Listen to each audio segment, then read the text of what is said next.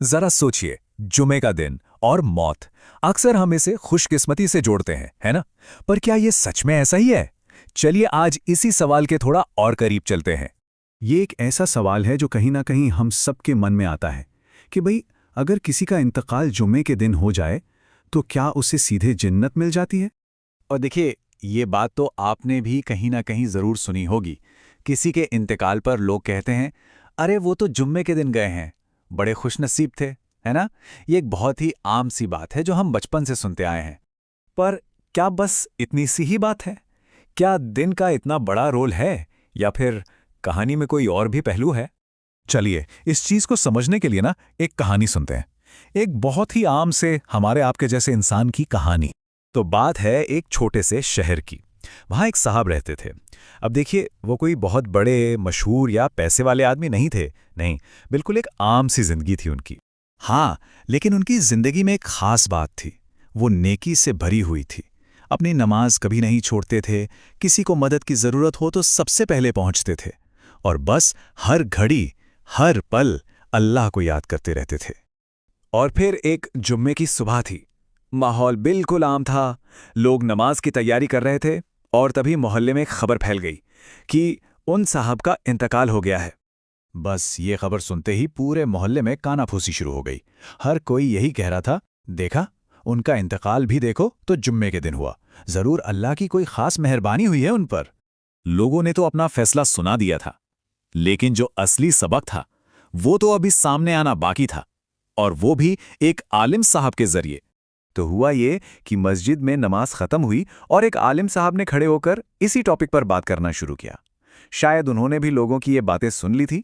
उन्होंने सबसे पहले तो ये बताया कि हाँ, ये बात बिल्कुल सच है कि इस्लाम में जुम्मे के दिन की बहुत बड़ी फजीलत है, बहुत अहमियत है। हदीस शरीफ में तो इसे सब दिनों का सरदार तक कहा गया है।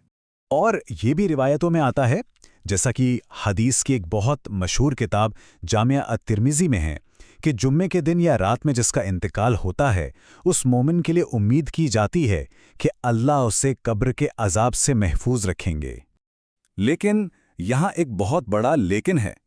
आलिम साहब ने जो अगली बात कही, उसने सबकी सोच को झंझोड़ कर रख दिया। उन्होंने कहा, सिर्फ जुम्मे के दिन दुनिया से चले जाना ही सब कुछ नहीं है।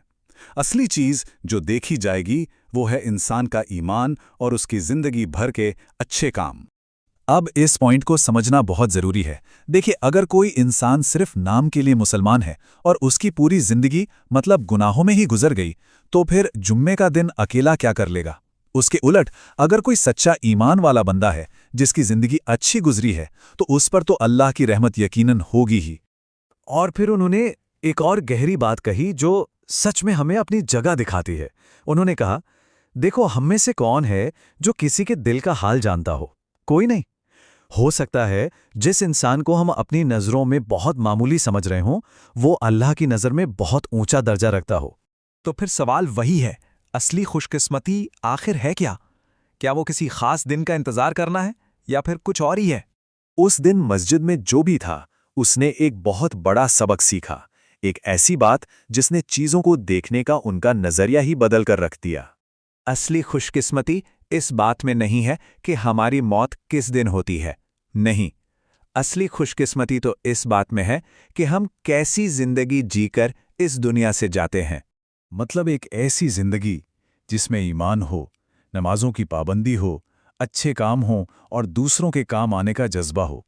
जब आपकी जिंदगी इन चीजों से भरी होती है ना, तो फिर मौत किसी भी दिन आए, वो खुद ब खुद एक रहमत बन जाती है। और जानते हैं, शायद जुम्मे के दिन की सबसे बड़ी और असली सीख ही यही है। ये दिन हमें मौत से ज्यादा जिंदगी की याद दिलाता है। ये हमें एक मौका देता है कि हम अपनी जिंदगी को और बेहतर बनाएं। तो आखिर में सवाल ये नहीं है कि हम जुम्मे के दिन मरेंगे या नहीं। असली सवाल ये है कि हम अपना हर जुम्मा, हर दिन ऐसा कैसे जिएं कि जब भी मौत आए, अल्लाह हमसे राजी हो। जरा इस पर गौर कीजिएगा।